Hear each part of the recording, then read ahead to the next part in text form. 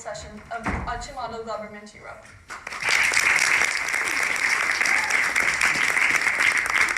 As the executive team, we are honored to host everyone in our precious conference.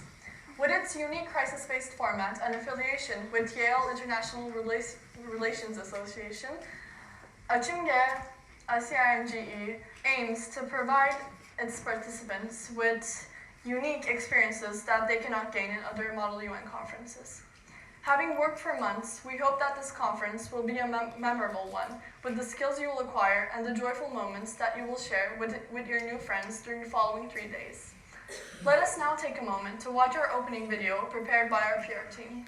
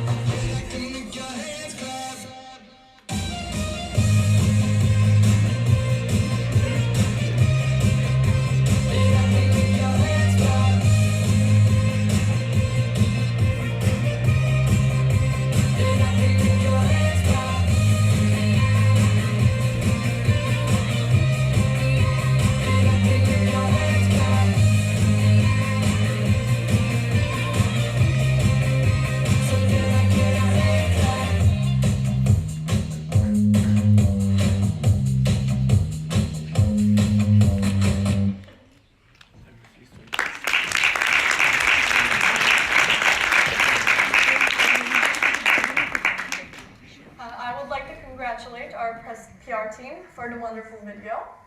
I will now like to invite our heads of press, Alessia Petrini, Armağan Büyüsel, and Ayşe Şanlıman, to deliver their speeches and introduce the works of our press team.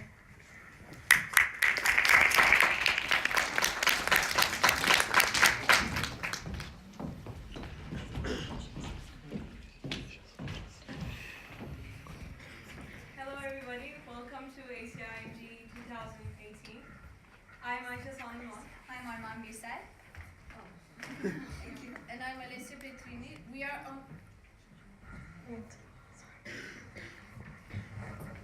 honored to be standing here as head of press. Just like the past 3 years, we are certain that this year's conference will also be a remarkable one. We will be documenting the conference in the following 3 days. Starting from today, the next 2 days we will be all over Snapchat and Instagram. You can tell your friends and family who are not at the conference to follow our Instagram live videos on Acimge 2018. And also we have our main website, which includes images of Acimge, videos, photos, interviews, and articles. You can also contribute by sending us Snapchats and tagging us on your Instagram photos to be featured on our social media and also on our website. You can reach your page from ACIMGE's website. We wish you an unforgettable experience and fruitful debates. Thank you. These are our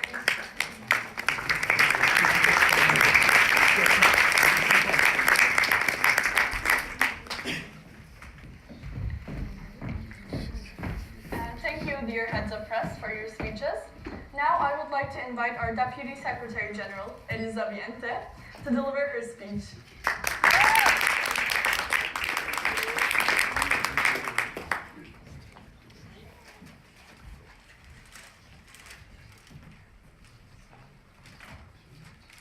Ladies and gentlemen, it's a great pleasure and honor to welcome you all to the 4th annual session of ACIMGE. When put like this, it gives the image that this conference is only for these 3 days. However, it is much more than that. What you will experience during these 3 days is the product of the combined efforts and of all the people you see on stage.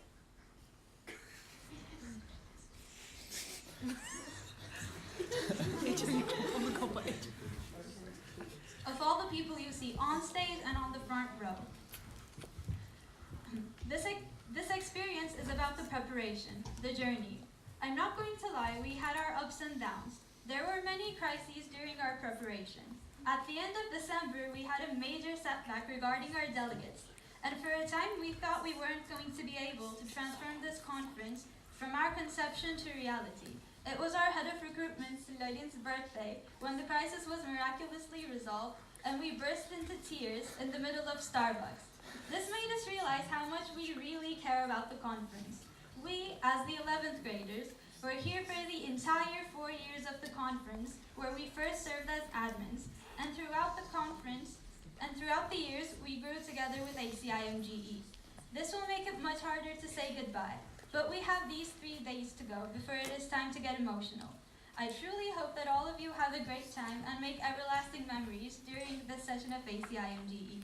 Thank you all for joining our ACIMGE family, and welcome.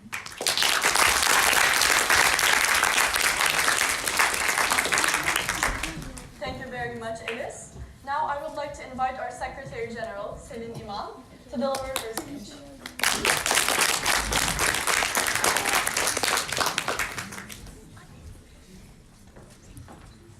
Ladies and gentlemen, hello, and I would like to welcome you all to the 4th annual session of ACIMGE, along with my deepest gratitude to everyone that is here in this room with us for coming.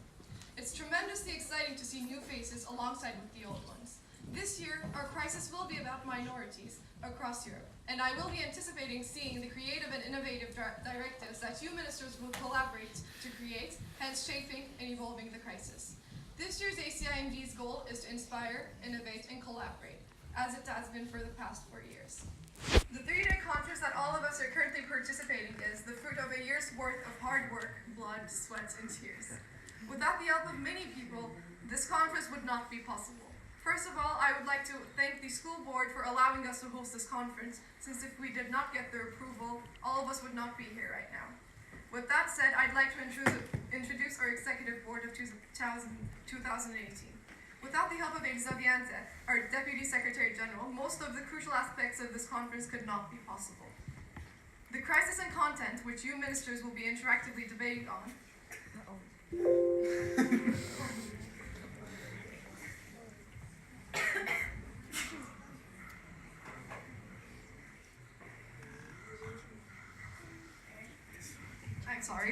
The crisis that you ministers will be interactively debating on was brought to you by Dilara Aykın, Baturay Kumbaroğlu, Lars Arpyener, and Serra Türker. If it weren't for our wonderful recruitment team, Leyla Narsu, Leyla Erden, and Maya Sarıoğlu, the organization of this conference might have not have been possible. In addition, thanks to our head of student officers, Seyna Çelik, we also have a very experienced board of student officers. It wouldn't go without mentioning our hard-working public relations team, Duru Bebekoğlu, Ece Coşar, and Naz Gökçen, who always kept their social media feeds active to spread the word of our conference. Then we have our hard-working finance team that consists of Zeynep Ergüder, Selim Tara, and Duru Akin. Without their hard work, we would not be able to organize this conference, since they literally made it possible by finding the funds for our conference. We also have our friendly head of admin, Stamla Meshalam, who will be managing our sweet admin throughout the conference. Before I move on to our advisors, I would like to thank our 9th graders for working very diligently and aiding us whenever we needed them to, and our volunteers outside of the MUN Club, along with our admins, the operations team, our press team, and assistants for taking their time to help with our conference. I would also like to mention Tunca Bozkurt, Neşe Türkeş, and Selin Kartal, and Kate Green, our MUN advisors that helped us overcome every obstacle we encountered. It wouldn't go without personally thanking Mr. Ahmet Kasimhan, our academic advisor that has been helping us since the beginning of the first Acimge with their crises to be realistic as possible, and our keynote speaker, Mr. Özgür Demirtaş, for preparing a wonderful speech for our conference. I would like to wish everyone a fruitful conference, and I will be yielding the floor to Acimge.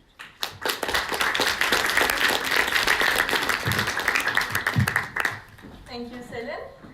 Today we have a very special guest with us, Professor Dr. Özgür Demirtaş. He has accepted our offer to be the keynote speaker of this year's annual session of Acimge. Before inviting him to the stage, I would like to share with you a brief introduction about him. Özgür Demirtaş was born in Ankara. He completed his primary school education in the county of Salihli in Manisa. He went on to finish his middle and high school studies in Izmir. He scored in the top 50 on the Turkish college placement exam. He then successfully graduated from the Boğaziçi University Electric and Electronic Engineering Department. Differing from his major, he completed a 5-year doctorate in the field of finance, earning the title of doctor by the age of 27 at Boston College, USA. Working for a long time in the United States of America as a lecturer, he received a number of outstanding teaching awards in different institutions that he worked for. Meanwhile, his academic works were published in the chief academic magazines around the globe. Since September 2012, Professor Demirtaş serves as a professor of finance as well as chair of finance at Sabancı University.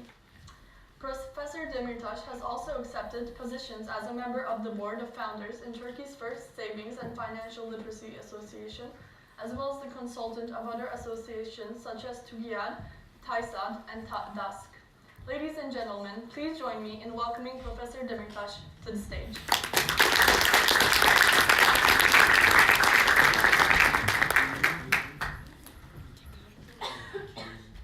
All right, so I'm not going to use the microphone.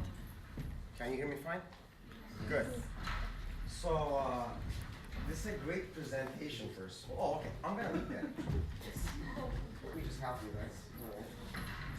There we go. But you're going to be blocked. Is that okay? The executive So, look, the block part I don't know, but the sweat part I definitely have seen. These guys worked a lot, and they talked about this conference like way before. I listened to them, and it sounded to be, you know, an ambitious one, and here you are. So they worked a lot for this. And I should first tell you that before I start my speech, I think it's going to be a half an hour one. I'm not an expertise of this field. I'm not a political scientist. I have a finance PhD. But I view myself as a mathematician or an analytical guy. So I'm going to approach this question from an analytical point of view. But before I do, I want to ask you a simple question about this topic. What do you think about Spain? Should there be two parts in that country, or they should be united? Please tell me, who says they should be united? Separate? Okay. Like, you know, some. First, let me tell you, I'm basically, I'm gonna go directly to the point.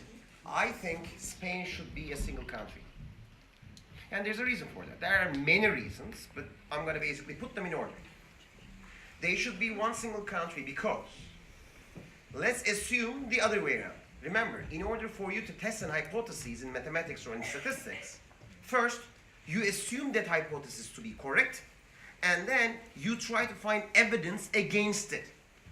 And you use statistics and t-tests, these are complex statistical models, in order to reject the hypothesis. You can either reject the hypothesis or you can't. In this case, I'm going to ask a very simple question. Let's assume that there are two separate parts within Spain. What then? Can you assure me that they're going to stay like that, two separate parts?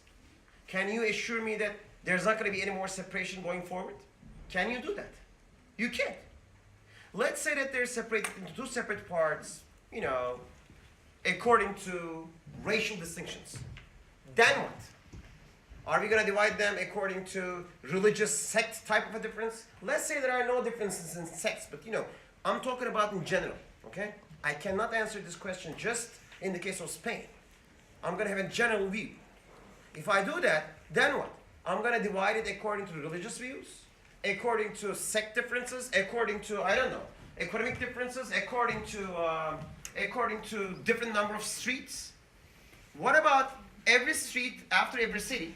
What about every city having some kind of an independence? Then what? First, we need to think this. Why do some people need to be separated? We need to dive into these reasons, and we need to figure out whether those reasons will be solved when the single country is divided into two. And the answer is no. It's not going to be solved. It's not going to be solved because of economic reasons. And in Spain, the reason of the separation, or the reason that people want separation, has some economic roots as well. But then we need to dive into those differences. Will it be solved? No, it's not going to be solved. It's not going to be ranking people according to their, economic status. But then what? Then within that group of people, there's going to be different type of economic status as well. Are we going to divide them again? What's going to happen? What's our threshold of dividing people into groups? If you divide people into groups, into two, right arm doesn't want to go where your left arm always goes. And your body carries them both. Does your body ask your arms where they want to go? What about democratizing that as well? Guys, I'm not saying that there are difficulties within each country. Within each country, we have different religious views. We have different, basically, actors in politics. We have different races. That's fine. I'm not saying against that. But solving that kind of a problem is not dividing a country according to any one of those ingredients. Solving that problem only goes through making the system more democratic, making people feel that they're being represented, making people feel that they are important. And you can't make people feel that they're important by simply dividing them into, simple countries. No, they're not going to feel. They may feel honored in the beginning, but that honor feeling will last only a week or two. After that, they're going to lose that feeling. Then they're going to ask for more. You know what? They're going to ask for more money. They're going to ask for wealth. That's what people ask for fundamentally. Then what are you going to do? At the end of the day, it's all about money. Of course, I'm a finance professor. I'm so sorry about talking about money, but here's something for you. Not because I'm a little older than you, but this is the reality. It's all about money. If you have money, you're strong. If not, you're not. And at the end of the day, is it a coincidence that we have most of the political problems in poor countries? Is it a coincidence that most of those political problems occur in regions where the discrepancy between high-income earners and low-income earners are extreme? No, it's not a coincidence, because it's all about money. People want to live comfortably.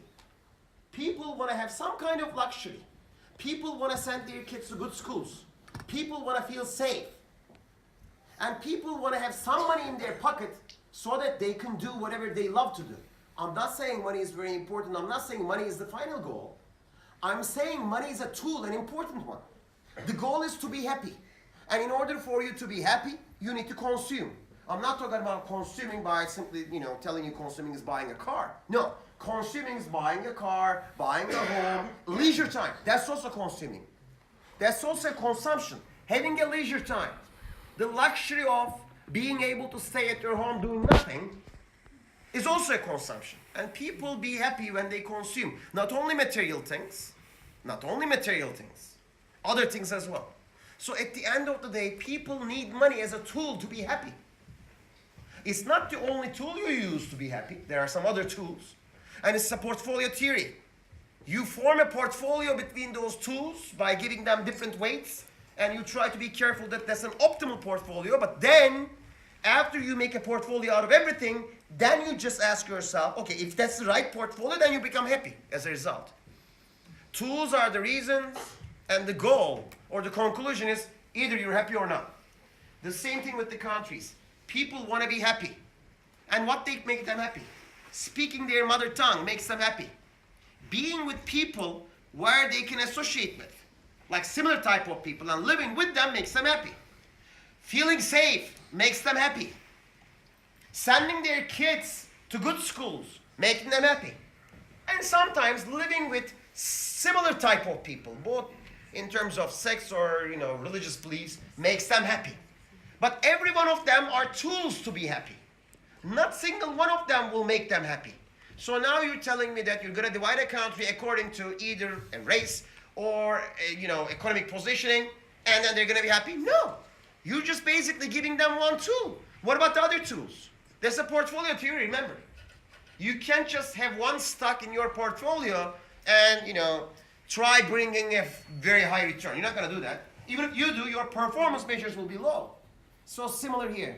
You can't divide a country by simply telling me that, you're going to make some people happy, and then by simply giving them a single tool. Then I'm going to ask you, what is next?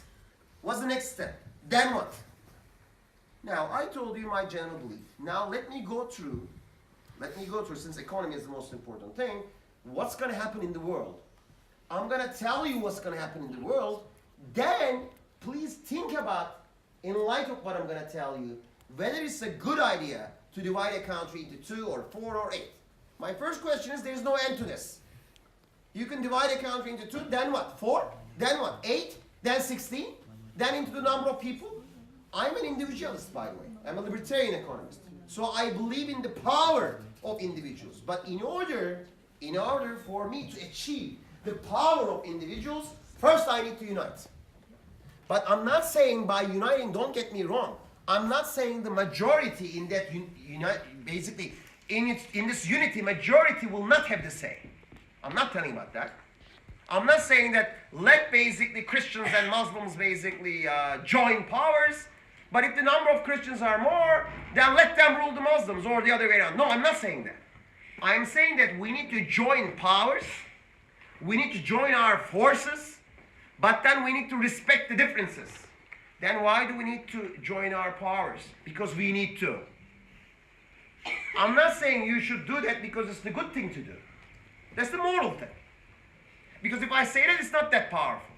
I am saying that you have to unite your powers because you have to. Then you're going to tell me, why am I have to join powers? I don't like that guy. I don't want to join powers with that guy. I don't want to hold hands with that guy. He's from a different sect. He's from a different race. He's from a different economic status. He's from this. He's from that. You can tell me that. But now I'm going to prove you that you need to do that. You have to do that. You need to unite. And here's why. Here's what I think what's going to happen to the world in the future. I'm not talking about only 10 years from now or 20 years from now. Let's say 50 years from now, if not 100 years from now, if not 200 years from now. What's going to happen in the world? Here we go. A lively representation of what's going to happen to the world and what's going to happen to you. First, right now, how many different countries? Right now, how many different groups of countries are in the world? I'm going to generalize. 3. First, the developed world. Who are they? US, France, UK, right? And then what? Japan, these kind of countries. And then there is emerging markets, emerging countries, developing countries. And then, right here, third world countries. Right, guys? Like African countries. Are you with me up until now? Good. And it looks like a pyramid because the number of people living in the developed countries is less than the number of people living in emerging markets, and they are less than the number of people living in African countries. I don't even want to count like India as an emerging market. It's counted as an emerging market from an economic perspective, but if you look at the living standards, they're definitely not. So anyhow, these are details. Now, what do you think? This group is emerging markets. Look at the name. Emerging. To emerge. Emerging. And this thing here tells you it's emerging right now. If it's emerging right now, there will be a time when they're going to be emerged and developed. It's kind of like you're saying, okay, wait 10 more years, wait 20 more years, wait 50 more years, and all will be fine, and they're going to be great countries, and they're going to join to the upper group. Let me give you a bad news.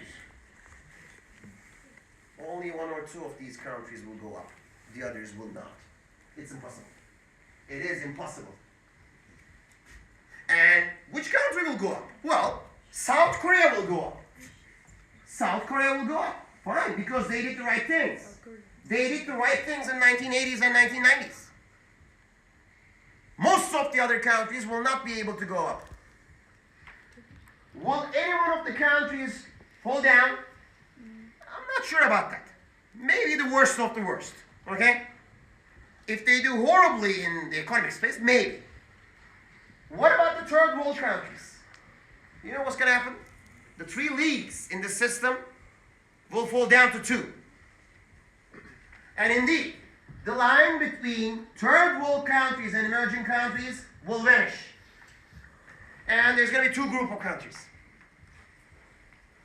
And how it's going to happen? Some of the emerging markets will fall down a little bit. Some of the third world countries will go up a little bit, and they're going to meet in between. And then there's going to be 2 groups of countries. This group are the group which produce science. This group is the group which consumes science. And at the end of the day, the distinction between countries which produce science and the distinction between countries which consume science will be so much that they're going to detach. Then the developed countries, like the top of a rocket, will start going up, leaving the rest behind, like monkeys. Now you're going to tell me, but Özgür, isn't this a bit extreme? No, it's not. But it looks extreme. Look, I'm not talking about 5 years from now. I'm not talking about 10 years from now. I'm talking about the long enough into the future. It's going to happen like this. But then what's going to happen? Now, at the end of the day, there are a group of people, when there was the emerging market distinction, in every single country, there are a group of people which are at the top of their society because they deserve. And there are a group of people which are at the top of their society which, because of some other bad reasons, they don't deserve it, but they're still there. Okay? Whatever guy who holds this construction company because of whatever reason. He knows somebody from the government. And then, there are some people in the third world countries who deserve, but fewer. And there are many other people who are at the top of their society because of the reasons that they don't deserve, because of corruption, extreme corruption and stuff like that. And then, of course, even in developed markets, there are some bad guys. I don't want to say bad guys. The guys who went to the top because of the wrong reasons. But then, there are many guys who are at the top because of the right reasons. And the reason that blue to red ratio is higher there in the developed countries. Then, of course, when this distinction went away, and when there are wars and all types of bad things happening here, the people who can afford it will want to go up. And who are they? Both of the dots, both the blue dots and the red dots. What about the other dots which you don't see here? The rest of the people, they're not going anywhere. They can't afford it. They can't even buy a bus ticket. Where are they going? They're going to stay where they are. And then these groups will go up. And at the end, at the top, there is going to be, at the developed countries, there is going to be 2 groups. I'm talking about the extreme.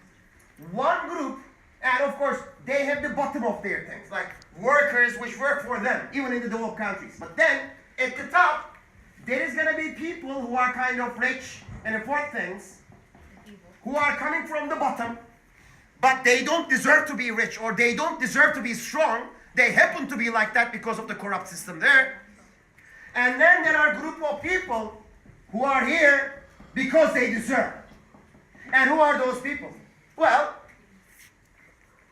I don't know, the third wife of Brunei, Sultan. Whatever kings, fourth cousin's childhood friend. Whatever. What about here?